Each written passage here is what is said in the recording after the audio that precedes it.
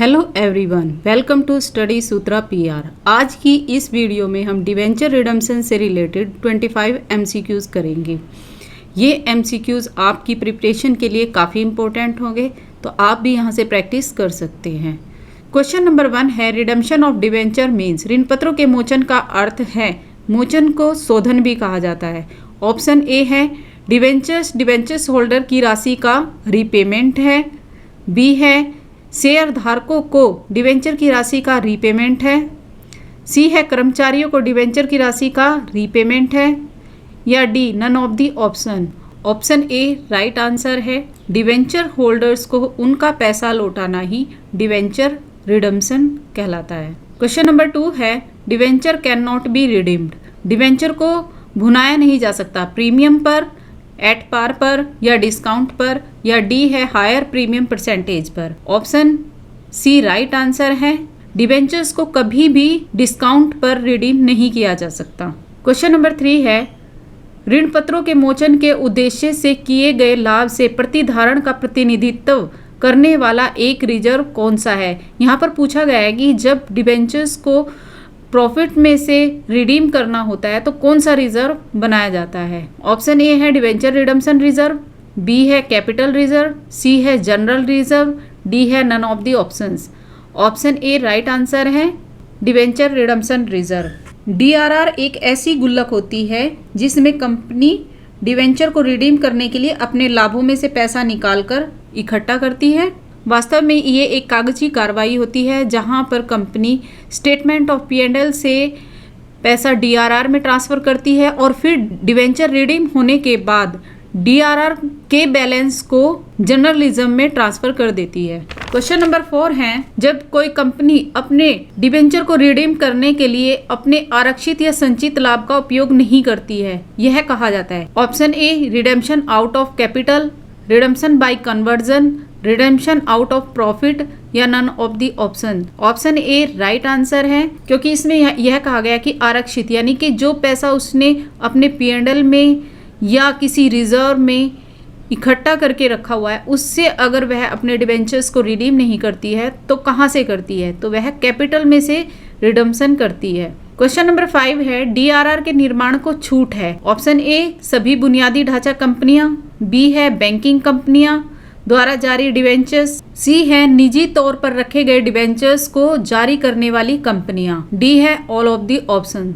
D option right answer है, इन सभी कंपनियों को डीआरआर बनाने की जरूरत नहीं होती है। इस चैनल पर एक शॉर्ट वीडियो डाली गई है जिसमें बताया गया है कि किन कंपनियों को डीआरआर और डीआरआई से छूट दी गई है और किन कंपनियों को डीआरआर बनाना और डीआरआई में इन्वेस्ट करना जरूरी है। आप जाकर चैनल पर देख सकते हैं। चलिए नेक्स्ट क्वेश्चन है, क्वेश्चन नंबर 6, ऋण पत्रों का मोचन निम्न विधियों से किया जा सकता है। ऑप्शन ए है खुले बाजार में खुद के ऋण पत्रों को खरीदकर, बी है ऋण पत्रों को नई श्रेणी में परिवर्तित करना, जैसे कि 7% के डिवेंचर्स को 9% के डिवेंचर्स में कन्वर्ट कर दिया जाता है और इससे 7% की जगह पे अब डिवेंचर्स होल्डर को 9% का इंटरेस्ट दिया जाता है। सी है कन्वर्टिंग दैम इनटू शेयर्स, यानी शेयर्स में परिवर्तित कर देते हैं। और डी है ऊपर ए, बी और सी में उल्लिखित विधि में से कोई भी। ऑप्शन डी राइट आंसर है। क्वेश्चन नंबर 7 है, कोई कंपनी अपने स्वयं के ऋण पत्रों को खुले बाजार से क्यों खरीदती है। ऑप्शन ए है अपने डिवेंचर्स को कैंसिल करने के लिए और इन्वेस्टमेंट के लिए, बी है फाइनेंस जुटाने के लिए, या सी केवल इन्वेस्टमेंट के लिए, और डी है none of the options. Option A right answer है। क्वेश्चन नंबर 8 है, ऋण पत्रों के मोचन के बाद डीआरआर का शेष किस खाते में स्थानांतरित किया जाता है। ऑप्शन ए है जनरल रिजर्व में, बी है डिवेंचर रिडम्पशन रिजर्व में, सी है कैपिटल रिजर्व में, और डी है सिक्योरिटी प्रीमियम रिजर्व में। ऑप्शन ए राइट आंसर है, डिवेंचर्स को रिडीम करने के बाद डीआरआर का बैलेंस जनरल रिजर्व में ट्रांसफर किया जाता है। क्वेश्चन नंबर 9 है, स्वयं के ऋण पत्रों को रद्द करने पर जो प्रॉफिट होता है उसको कहाँ पर ट्रांसफ़र किया जाता है। ऑप्शन ए जनरल रिजर्व में, बी कैपिटल रिजर्व में, सी डिवेंचर रिडम्पशन रिजर्व में, या D none of the option.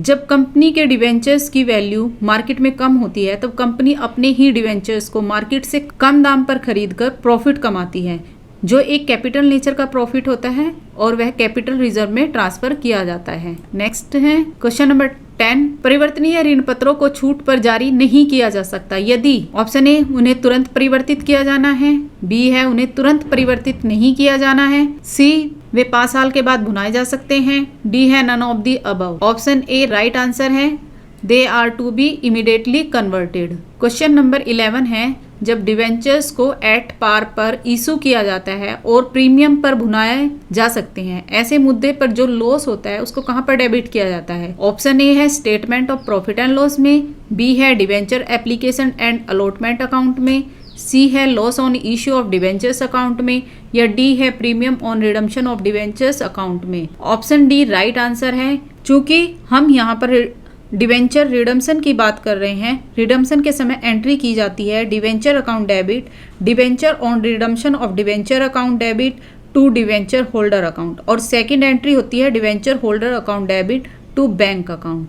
तो यहाँ पर premium on redemption of debenture account को डेबिट किया गया है, जो रिडम्पशन के समय के लॉस को दिखाता है। और यदि यहीं पर यह पूछा जाता कि ऐसे मुद्दे पर हानि को डेबिट किया जाता है एट इशू के समय, अगर इशू के समय होता तो loss on issue of debenture account को डेबिट करते। क्वेश्चन नंबर 12 है, डिवेंचर के मोचन पर देय प्रीमियम की प्रकृति है। जो डिवेंचर रिडीम करने के समय जो प्रीमियम की राशि होती है उसका नेचर क्या होता है, यह पूछा गया। ऑप्शन ए है लाइबिलिटीज अकाउंट, बी है एसेट्स अकाउंट, सी है एक्सपेंसेस अकाउंट, और डी है none of these. Option A right answer है लाइबिलिटी अकाउंट। और इस प्रीमियम की राशि को हम दायित्व पक्ष में रिजर्व एंड सरप्लस में दिखाते हैं। नेक्स्ट चलते हैं। क्वेश्चन नंबर 13 है, जब ऋण पत्रों को लाभ से भुनाया जाता है तो उतनी ही राशि हस्तांतरित की जाती है। Option A debenture redemption reserve में, जनरल रिजर्व में, कैपिटल रिजर्व में, none of the option. Option A right answer है डिवेंचर रिडम्पशन रिजर्व। यदि कंपनी के पास प्रॉफिट अवेलेबल है तो 100% डीआरआर में ट्रांसफर करना है, परंतु कम से कम 10% डीआरआर बनाना आवश्यक है।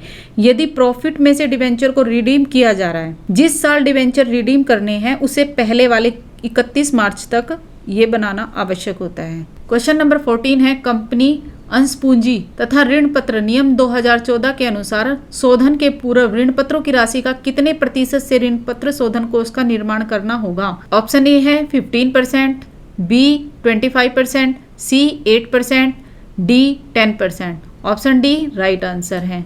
क्वेश्चन नंबर 15 है, स्टार लिमिटेड के पास 100 रुपये वाले 10,000 9% डिवेंचर है जो 5% के प्रीमियम पर रिडीम करने के लिए दे हैं, और इसके पास पहले से ही डिवेंचर रिडम्पशन रिजर्व में 50,000 रुपये का शेष है। स्टार लिमिटेड को डिवेंचर रिडम्पशन रिजर्व में कितनी राशि ट्रांसफर करने की आवश्यकता है? ऑप्शन ए है 1 लाख, बी 2,50,000, सी 10 लाख, या डी 50,000। अभी हमने देखा कि डीआरआर में कितनी अमाउंट ट्रांसफर करनी होती है, 10%। 10% का डीआरआर हमेशा फेस, तो यहाँ पर फेस वैल्यू है 100 रुपये के 10,000 डिवेंचर है, तो डिवेंचर्स की राशि होगी 10 लाख की, और 10 लाख में से 10% का डीआरआर बनेगा 1 लाख रुपये, जिसमें डीआरआर में 50,000 रुपये पहले से ही है, तो अब हमें केवल 50,000 का ही डीआरआर में ट्रांसफर करने हैं।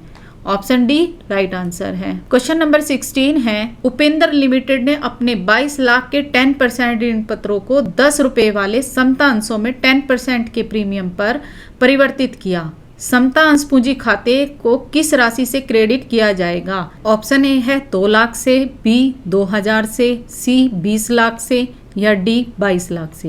22 लाख के डिवेंचर्स को रिडीम करने के लिए कंपनी कितने इक्विटी शेयर इशू करेगी? यहाँ पर यह पूछा गया है। जब 22 लाख को 11 से डिवाइड करेंगे तो 2 लाख के इक्विटी शेयर आएंगे।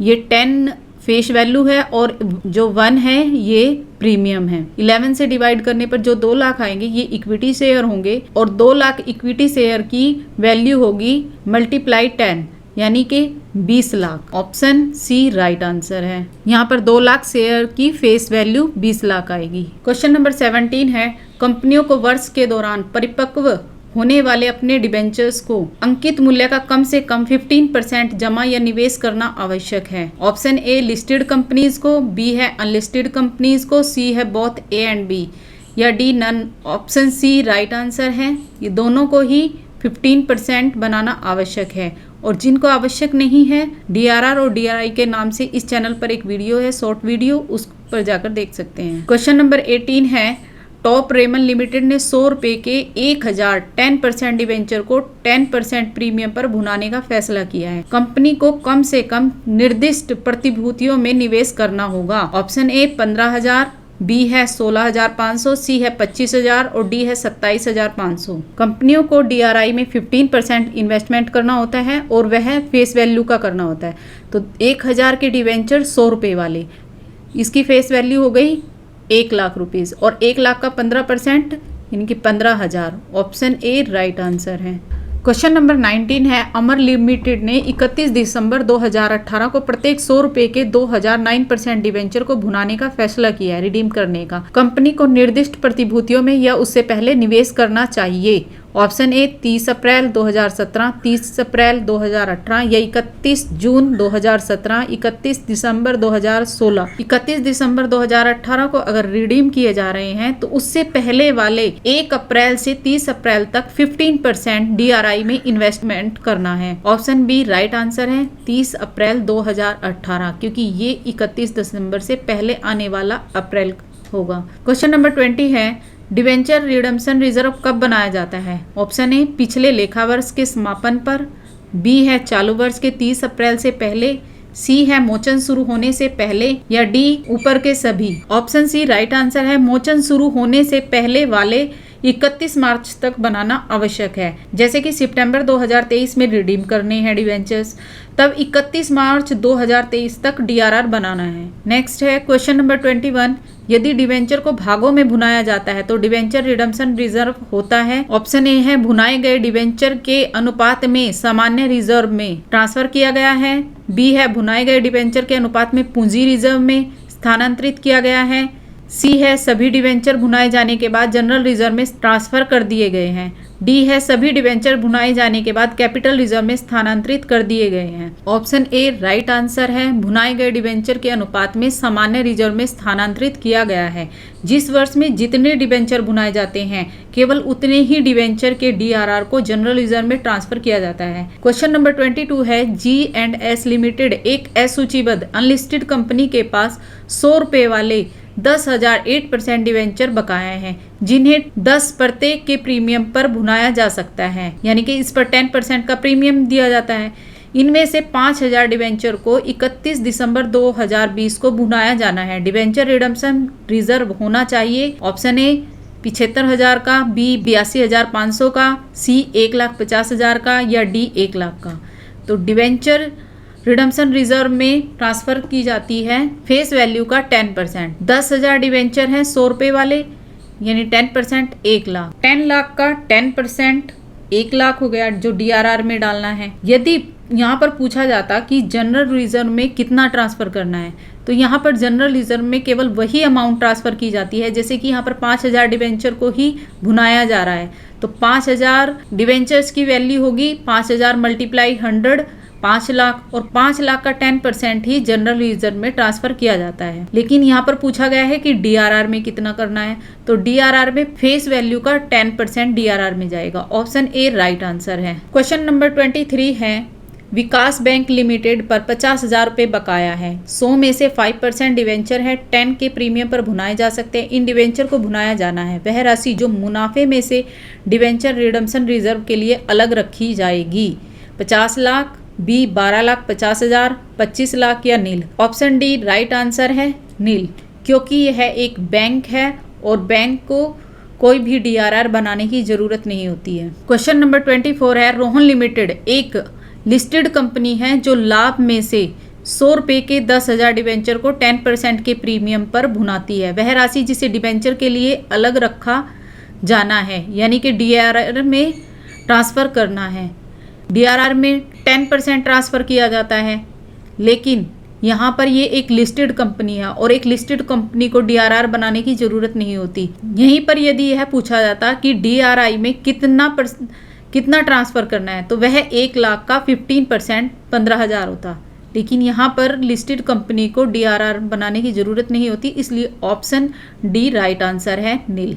क्वेश्चन नंबर 25 है, डिवेंचर रिडम्पशन फंड निवेश खाते का अंकित मूल्य यानी कि नॉमिनल वैल्यू और बुक वैल्यू इस तरह से है। नॉमिनल वैल्यू है 1 लाख रुपए और बुक वैल्यू है 96,000 रुपये। कंपनी ने 30,000 रुपये के अंकित मूल्य के निवेश को उस कीमत पर बेचा जो 10% प्रीमियम पर 30,000 रुपये के डिवेंचर को भुनाने के लिए प्राप्त था। निवेश की बिक्री पर लाभ है।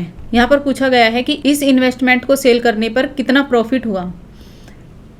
यहाँ पर हम देखेंगे कि 1 लाख के फेस वैल्यू है और बुक वैल्यू 96,000 की, यानी कि 4,000 रुपये का डिस्काउंट है। जब 30,000 का 4% कम करेंगे तो 1,200 रुपये आएंगे और वो 1,200 रुपये जब हम 30,000 में से माइनस करेंगे तब इन्वेस्टमेंट की वैल्यू 28,800 आएगी।